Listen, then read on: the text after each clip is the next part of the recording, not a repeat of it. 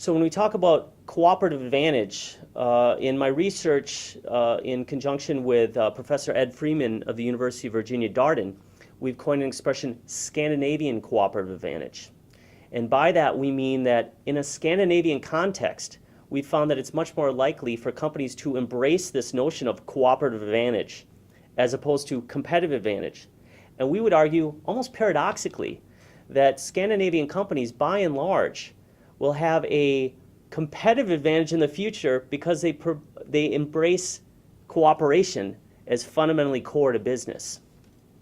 When we talk about cooperative advantage, we're talking fundamentally about value creation and creating superior value by a company cooperating with its stakeholders.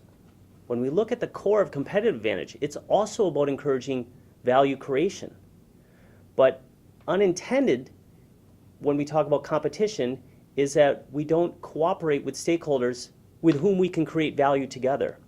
And the landscape of the global community today is such that companies don't create value in a vacuum. They must cooperate with their stakeholders to create value. Cooperating with their stakeholders for innovation.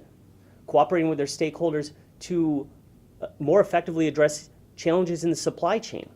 And so at the core of cooperative advantage is really what's at the core, or at least what was originally intended to be at the core of competitive advantage, and that is value creation.